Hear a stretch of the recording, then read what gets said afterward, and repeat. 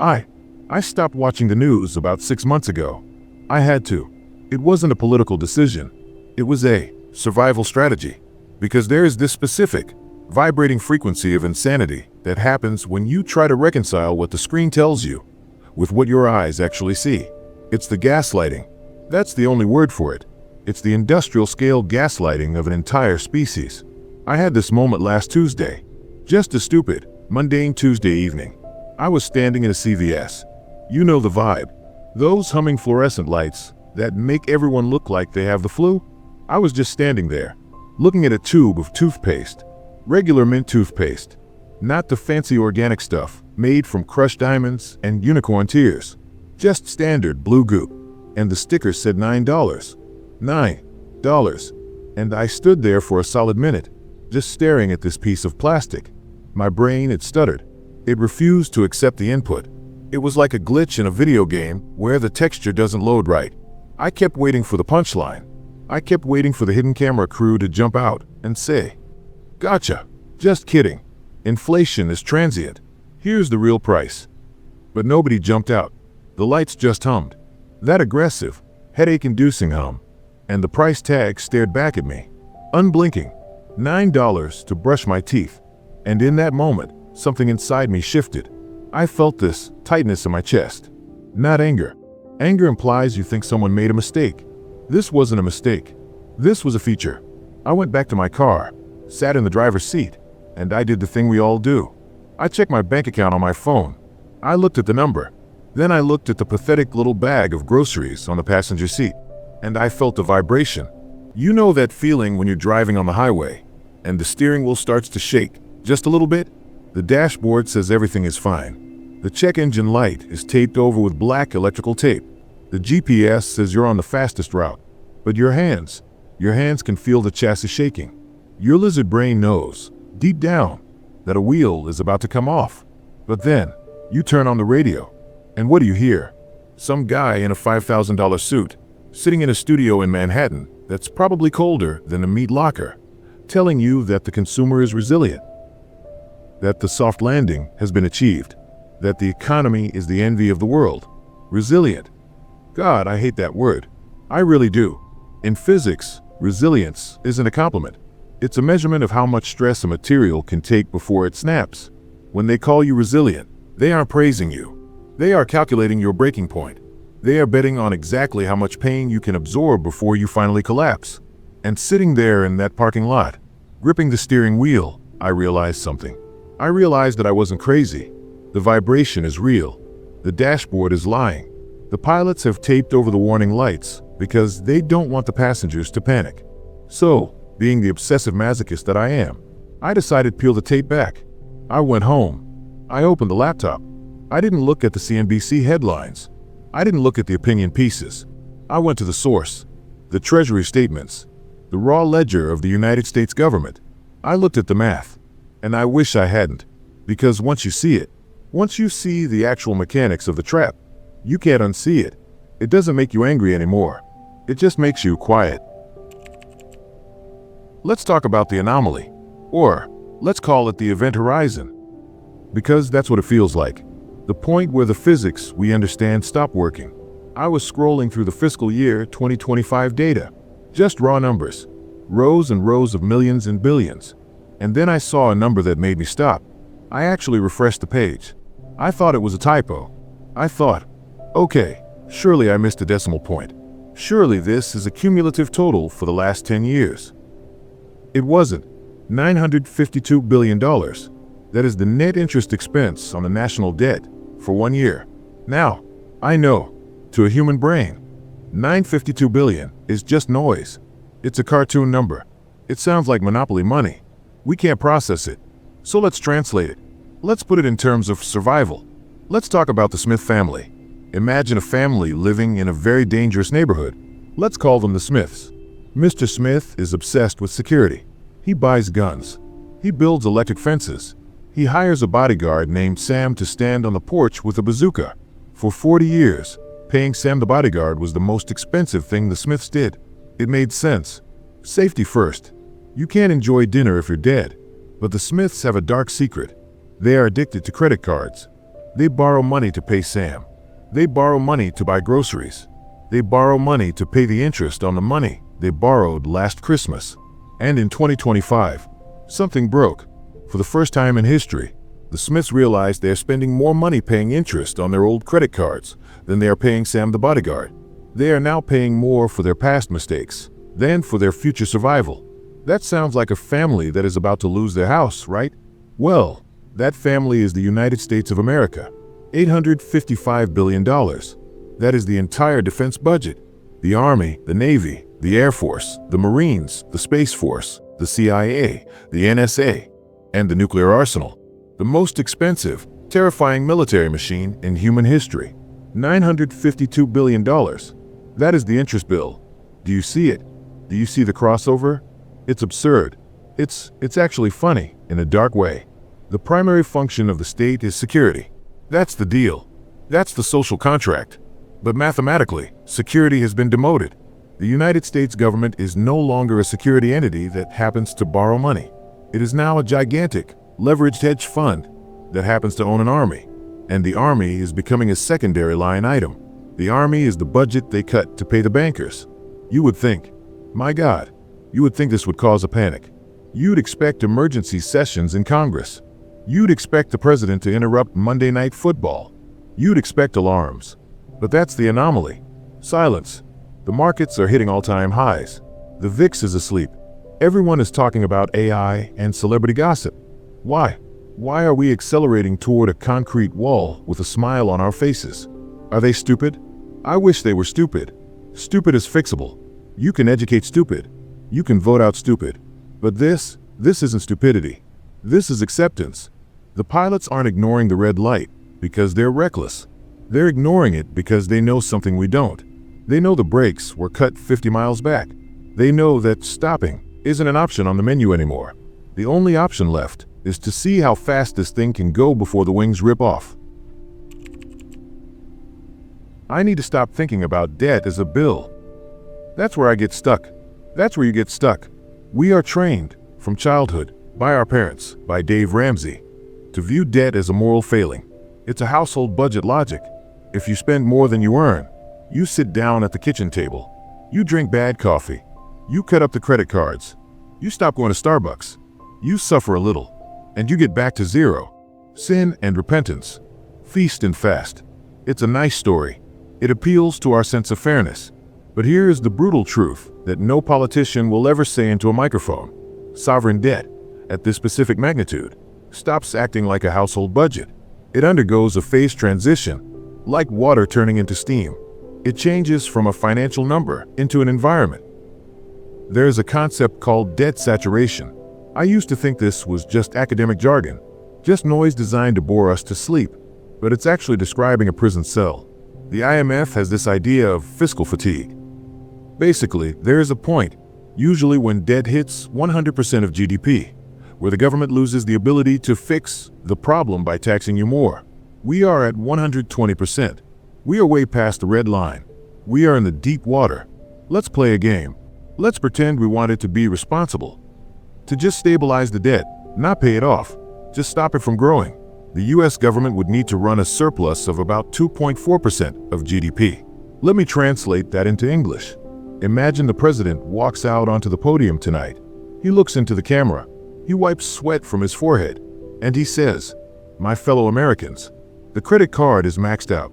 So, starting Monday, I am cutting Social Security checks by 30%. I am cutting Medicare reimbursements by 30%. I am firing 1/3 of the military. And I am raising your income taxes by 40%. Good night and God bless." What happens on Tuesday? Do we applaud his fiscal responsibility? Do we give him a medal? No. We burn the White House down. There would be riots in every major city. The stock market would go to zero. The economy would collapse into a Great Depression by lunchtime. It is political suicide. And more importantly, it is systemic suicide. So the debt, it isn't a decision anymore. It's not a policy choice. It is a mathematical inevitability. The Treasury isn't borrowing trillions of dollars because they want to build bridges or go to Mars. They are borrowing trillions just to pay the interest on the money they borrowed in 2010.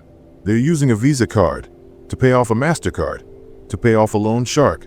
It creates a feedback loop that is entirely self-referential. The debt grows because the debt exists. The decision was made decades ago. Now we're just living in the blast radius. But wait, I can hear the voices.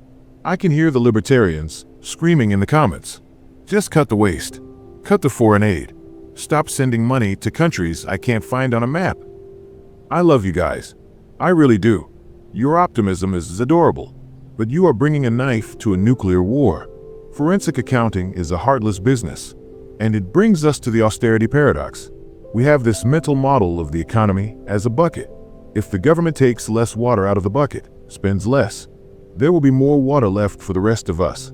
Makes sense, right? Wrong. The economy isn't a bucket. It's a human centipede. Sorry for the visual, but it's the only one that works. One person's spending is another person's income. If the government slashes spending by $1 trillion tomorrow to be responsible, that $1 trillion doesn't just sit in a vault. It vanishes from the private sector. Lockheed Martin fires engineers. Hospitals fire nurses. Construction companies go bankrupt. And what do those unemployed people do? They stop buying cars. They stop eating out. They stop paying their mortgages. And crucially, they stop paying taxes. So, you cut spending to reduce the deficit. But because you crushed the economy, your tax revenue collapses. And the deficit stays exactly the same. Or it gets bigger. You literally starve yourself to death trying to lose weight. We saw this in Greece. We saw this in Argentina. The cure kills the patient. And the people in charge, the lifers at the Treasury, they aren't stupid. They know this. They might go on TV and talk about fiscal discipline because that's what voters want to hear. But in the back room, in the room with the Grim Reaper, they know there is no way out through saving.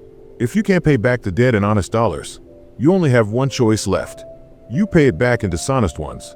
You print. You stimulate. You run the economy hot. You force the GDP to grow in nominal terms, even if it's just inflation, so the debt looks smaller by comparison. We are addicted to stimulus not because we like the high. We are addicted because the withdrawal would be fatal. We are the patient on life support, and the printing press is the ventilator. You don't unplug the ventilator to teach the patient a lesson about health. You keep it running, even if the batteries are smoking. This is where the mask really slips off. This is where the illusion of the independent central bank dissolves into mist. I used to believe in the separation of powers, church and state, treasury and federal. The treasury is the drunk sailor spending money. The Fed is the designated driver taking away the keys. That's the theory. But what happens when the drunk sailor is also the guy paying the designated driver's salary? We have entered the regime of fiscal dominance. That's a fancy academic term for the debt is now the boss. Do you remember late 2024 or early 2025? The Fed was supposed to be fighting inflation. They were supposed to be doing quantitative tightening. But then they stopped. They pivoted. Why? Was inflation gone? No. Ask the lady buying eggs. Inflation was still there. They stopped because the treasury market broke. The government was issuing so much debt, there weren't enough buyers. The auctions were failing. Yields were spiking. And if yields spiked too high, the interest bill we talked about, the $952 billion, it goes to $2 trillion. It goes to $3 trillion. The government becomes insolvent. So the Fed had to step in. Jerome Powell isn't driving the car anymore. He's sitting in the passenger seat with a toy steering wheel, pretending to turn left and right. The car is being driven by the Treasury's desperate need for cash. Think about the trap they are in. To fight inflation, you have to raise interest rates. But raising rates increases the interest payments on the national debt, which increases the deficit, which requires more borrowing, which requires more printing, which causes more inflation. Do you see it? The brake pedal is wired to the gas pedal. The tool used to fight the fire is actually spraying gasoline on it. So they made a choice, a quiet, unspoken choice. They decided that they cannot allow the US government to default. So they will sacrifice the currency instead. They will sacrifice your purchasing power to keep the system solvent. It's not a conspiracy. It's a triage decision. If the bond market dies, civilization stops. If the dollar loses 20% of its value, well, you just eat less meat. Guess which one they picked? I need a new metaphor. Trap is too passive. This feels like physics. This feels like gravity. When a star gets massive enough, it bends space and time. When a debt pile gets massive enough, 120% of GDP, it bends the laws of finance. It creates a singularity where savings go to die. In a normal world, if I lend you money, I expect to make a profit. If inflation is 3%, I want 5% interest. That's fair. That's capitalism. But in a debt gravity well, a positive real return is mathematically impossible. If the US government had to pay a real interest rate, say, 6% or 7%, they would be bankrupt tomorrow. So, the gravity dictates that rates must be repressed. They must be kept below the rate of inflation. This is called financial repression. It is the liquidation engine. I look at the 1940s. That's the only playbook we have. After World War II, debt was huge. So the Fed pinned interest rates at 2.5%. But they let inflation rip to 10%, 15%, even 19%. Real rates were negative, deeply negative, for a decade. What does that mean for you? It means that if you are a responsible citizen, if you save cash, if you buy bonds, if you follow the rules, you are the fuel. The government is burning your purchasing power to melt away their debt. Every year that inflation is 4% and your bank pays 1%, they are stealing 3% of your life. They don't need to raise taxes. They don't need to pass a law. They just need to lie about the inflation number and keep rates low. It is an invisible tax. It is the most sophisticated theft in human history. And the victims? The victims are the people who trusted the system, the retirees, the savers, the middle class. You are being liquidated. Slowly, invisibly. You are the frog in the pot, and the Fed is controlling the knob. And this brings us to the end. And honestly, this is the part that scares me the most. When I started digging into this, I wanted a villain. I really did. I wanted a name, a face, someone to blame. I wanted to blame Biden, or Trump, or Powell, or the greedy bankers. It feels good to have a villain, because if there's a bad guy, then we can just defeat him, and everything will be okay. But I've been staring at this abyss for weeks now, and I've realized something terrifying. There's no pilot. The cockpit is empty. The system is running on pure momentum, a zombie equilibrium. Jerome Powell is a prisoner of the data. The president is a prisoner of the entitlements. The voters are prisoners of the promises made 50 years ago. No one is driving. The machine is just following its code. Survive. It consumes capital. It consumes value. It consumes time. It will grind forward, eating the wealth of the middle class, until the math finally asserts itself. You cannot argue with arithmetic. You can only delay it. And we are in the great delay. So what do? I don't have a happy ending for you. I don't have a 3-step plan to get rich. But I will tell you this. Stop waiting for them to fix it. They can't. Stop waiting for prices to go back to normal. They won't.